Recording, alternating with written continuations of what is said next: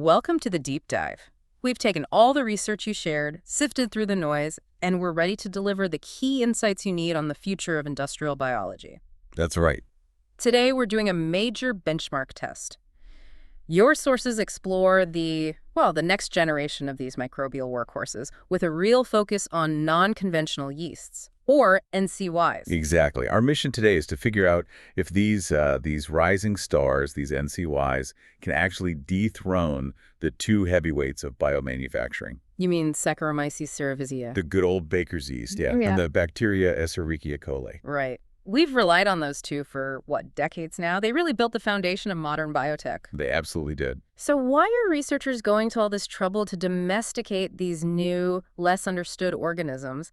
What's the problem we're actually trying to solve here? We're sort of hitting a wall with our old favorites. I mean, we know cerevisiae and E. coli inside and out, but they have these built-in physiological limits that are just really, really tough to engineer away. Like what, for instance? Think about scaling up.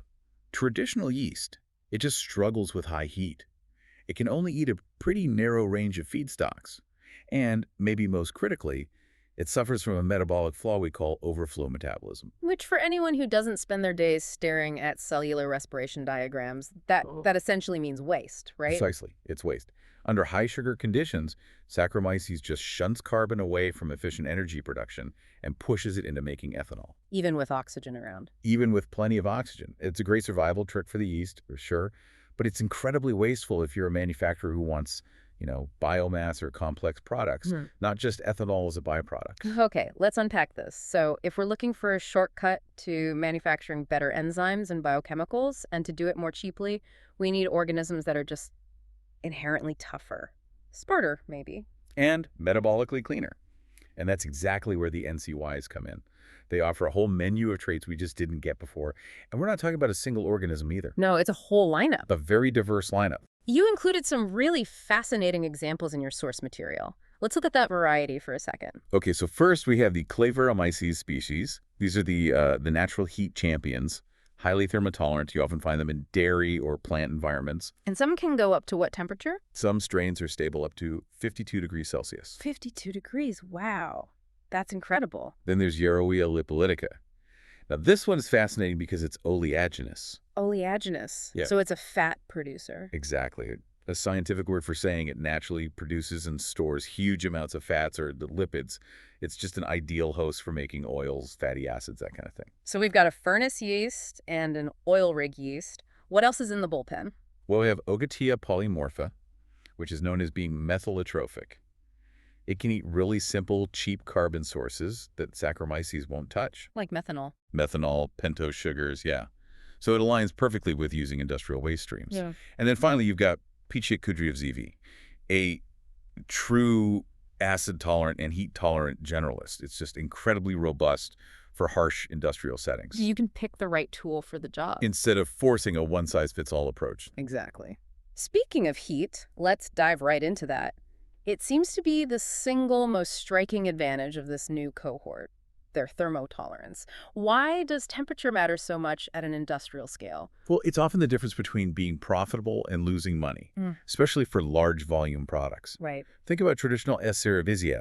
If you push the temperature up to, say, 37 or even 40 degrees Celsius, your engineered strains start to suffer. You get yield penalties. Huge yield penalties. They just stop producing or the product becomes unstable. Their biology just isn't built for that kind of heat. But the NCYs, you said, they thrive there. Your sources note they maintain high metabolic activity at 40 to 45 degrees Celsius. They do. They have these novel heat shock proteins and really complex regulatory systems that just make them naturally stress resilient. Some strains of NCYs can retain over 90% viability at 45 degrees. And that's in messy industrial feedstocks, not just perfect lab conditions. Exactly. And that natural robustness, it translates directly into major operational payoffs. That's the economic driver right there. If the microbe doesn't mind the heat, the manufacturer saves a fortune on cooling. The figures are really compelling. I mean, economic analyses show that just by shifting from a 30-degree operation to 40 or 45 degrees, you can cut cooling costs and sterility-related Well, costs. it's like preventing contamination. Right. You can cut those by roughly 15 to 30%. That's huge. In a plant running million-liter fermenters year-round, That is an immediate, massive improvement to the bottom line. Okay, hold on. 15 to 30% reduction in operating costs just by turning down the cooling. Does that factor in the cost of, having to heat the reactor in the first place? It does. It factors in the net energy cost. Because in hot climates or in processes that generate a lot of their own heat, which most fermentation does, cooling is this constant massive energy drain. So you're just aligning the organism's sweet spot with the process temperature. And you cut that energy use dramatically. And it also changes the physics of the system. You mentioned fluid dynamics, how liquid moves in the reactor. That seems abstract, but it's critical for processes that need a lot of oxygen, isn't it? Oh, it's absolutely crucial for highly aerobic processes, which produce a lot of the advanced biochemicals we want. At higher temperatures, the liquid medium, the viscosity just drops. It gets thinner. It gets thinner. And critically, the gas-liquid mass transfer improves. So oxygen gets from the bubbles into the liquid and then into the cells much, much more easily. Less resistance. Right. You reduce the oxygen transfer limitations by an estimated 20 to 40% compared to running at 30 degrees. The whole system just becomes more efficient. You don't need as much energy for aggressive stirring and aeration. Here's where it gets really interesting. Because this isn't just about one machine running better. It enables entirely new types of integrated manufacturing. You highlighted SSF. Simultaneous saccharification and fermentation. Yes. Right. This is where the elegance of NCYs really shines. So in biorefineries, you first need enzymes to break down tough plant material, right? That's saccharification. And those enzymes work best around 40 to 45 degrees. Okay. Then you ferment the sugars. With Saccharomyces, you need 2 separate tanks at 2 different temperatures. It's inefficient. But if your NCY is happy at 40 degrees and the enzymes are also happy at 40 degrees... You just combine the steps into one vessel. Yeah. And the sources show that by doing this, by running SSF at the yeast's optimum temperature, you can get total substrate conversion efficiencies above 90%. Wow. It's a single improvement that drastically simplifies the whole biorefinery process. That integrated approach is so powerful. And it leads us straight to the core metabolic difference. It's not just that they're heat tough. They also seem to be metabolically smarter. Let's talk about that key term you mentioned, Crabtree negative resilience. Okay, so if you imagine cerevisiae, our traditional baker's yeast, as a competitive sprinter, it's only focused on speed. It uses the Crabtree effect. Right. When it sees a ton of sugar, it just ferments it straight to ethanol immediately, even if there's oxygen available. It's fast, but it's terribly inefficient from a carbon use perspective. It's like it's running on pure sugar and just ignoring the more efficient long-term energy system. That's a great way to put it. The NCYs, on the other hand, are largely Crabtree negative. They actually prefer respiration, even when they're drowning in sugar. So they're more like marathon runners. Exactly. They patiently channel that carbon through the highly efficient tricarboxylic acid cycle. And this fundamental difference, it means they are simply better factories. And what does that look like in terms of raw efficiency numbers? How much better is the output? Well, this respiratory bias, it means they channel carbon where you want it to go into making more cells and making your product. They can yield about 1.5 to 2-fold higher biomass per unit of carbon. So you're getting more factory for your buck, essentially. More cell mass, which means more capacity to produce your enzyme or chemical, all from the same amount of feedstock. And, like you said before, this gets rid of the ethanol burden. Because if I'm running a fermenter the size of a small house, the last thing I want is my product to be a toxin that's inhibiting my own production. That is the critical advantage. Those overflow metabolites, they inhibit productivity, they slow growth, they just complicate the entire process. The data on Yaroia lipolytica is pretty clear. What does it share? Reports show that when it's optimized, more than 90% of the carbon it consumes is channeled into storage lipids and biomass. With how much ethanol? With negligible ethanol accumulation. I mean, basically none. It's the difference between running a dense, highly productive culture and a stressed, half-speed one. It's fascinating how much better these organisms are at glucose. And that broad substrate scope is huge for, circular economy goals. It's absolutely key for waste valorization. They can use sugars that Saccharomyces really struggles with, lactose from dairy waste, sucrose, oatias, complex pentoses like xylose. They're built for biorefineries that use mixed waste streams. But industrial waste isn't just a mix of sugars. It's also full of harsh chemicals and byproducts from pretreatment, right? How do they handle that kind of toxicity? With remarkable robustness. This is where an organism like Pichiacudriavzevi really shines. How so? When you pre-treat lignocellulosic feedstocks, like, say, agricultural residues, you generate inhibitors. One of the big ones is furfural. And that's toxic to most microbes. Very toxic. It kills conventional hosts. But your sources highlight P. cudriavzevi's ability to tolerate furfural at concentrations of around 5 grams per liter. 5 grams per liter of a toxin just floating around in the mix. It sounds like a massive filtering challenge you just get to skip. Exactly. And because it's so tolerant, these NCYs allow us to achieve overall conversion efficiencies exceeding 70% from agricultural residues. It makes the whole process greener and cheaper. This physiological resilience we've been talking about, the heat tolerance and metabolic smarts, it all translates directly into superior performance when you're actually making a product. So let's look at the numbers. Titers speak volumes. They certainly do. And when we benchmark enzyme production, the difference is, well, it's stark. For example, for inulinase production, Saccharomyces-based systems have reached about 896 units per milliliter. And what's a typical number for the industry standard for S. cerevisiae making a similar product? Typically, you're looking at maybe 200 to 500 units per milliliter. So you could be doubling, even quadrupling, the volumetric productivity. Potentially, yes. And it's not just volume, it's also secretion efficiency. We see data for beta-galactosidase, where secretion efficiencies exceeded 80% extracellularly. Meaning the product is already outside the cell. Which means your purification costs just drop off a cliff. If you only have to separate a small amount of yeast from a large volume of liquid that's rich in your product, the process becomes substantially simpler and cheaper.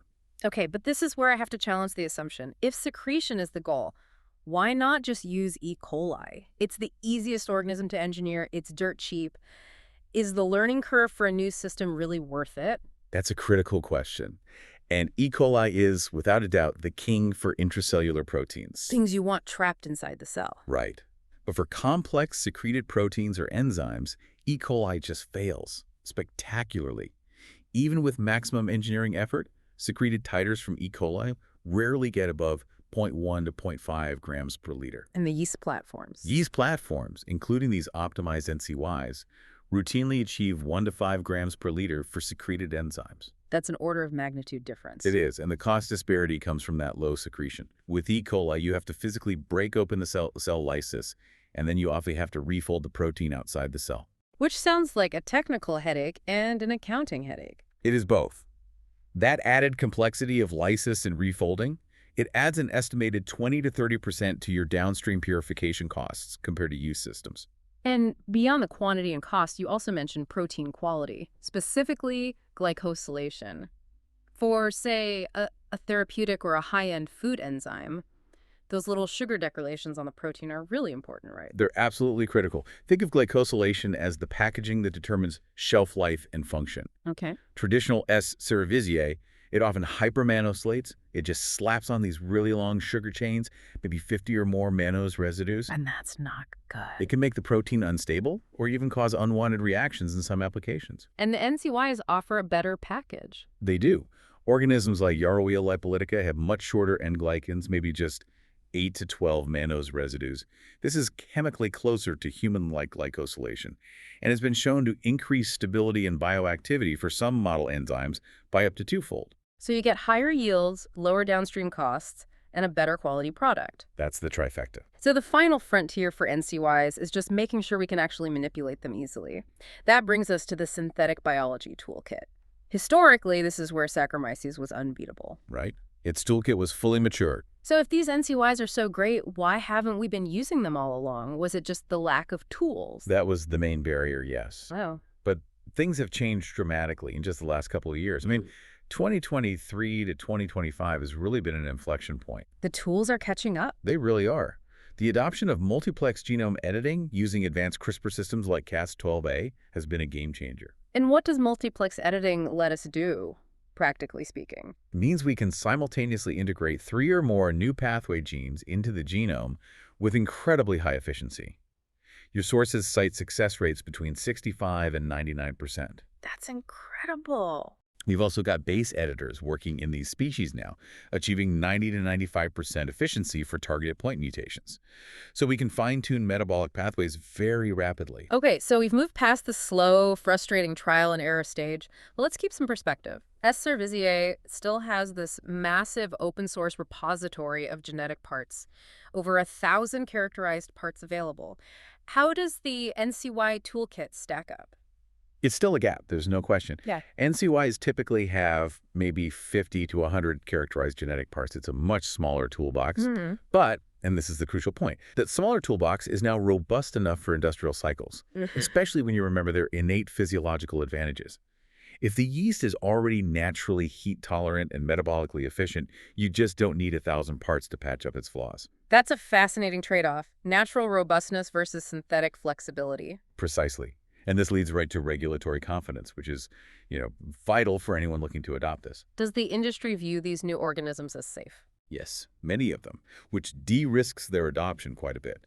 Key species like Saccharomyces and Yerwale lipolytica already hold GRS status, generally recognized as safe or QPS status in major regulatory regions. Which fast-tracks them for use in food and feed applications. Immediately. Yeah.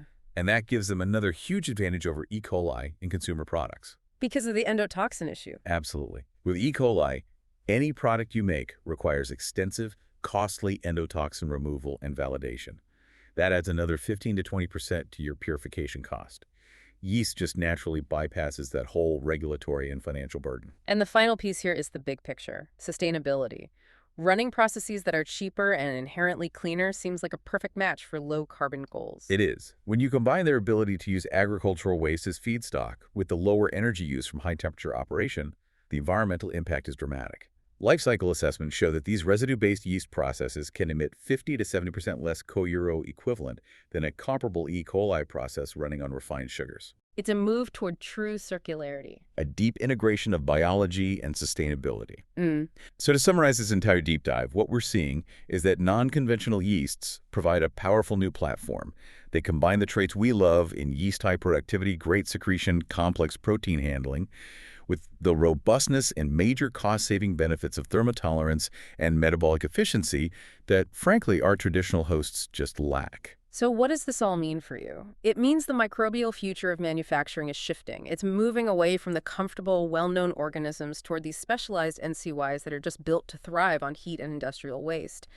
This shift represents a move toward integrated, circular bioprocessing that is simultaneously cheaper because you're cutting cooling, aeration, and purification steps, and inherently greener. The open question, however, is still that main trade-off we discussed. Saccharomyces still offers the richest, deepest genetic engineering toolkit with over 1,000 characterized parts ready to go. But these NCYs are proving that superior physiology and massively optimized process economics can often outweigh the sheer size of that toolbox. So the big question for the future is, How quickly will the NCY toolkits match the sophistication of S. cerevisiae? Because given the massive physiological and sustainability advantages they already have, the moment they do, it's hard to see what stops them from dominating the manufacturing landscape. It's really a race between biology and engineering.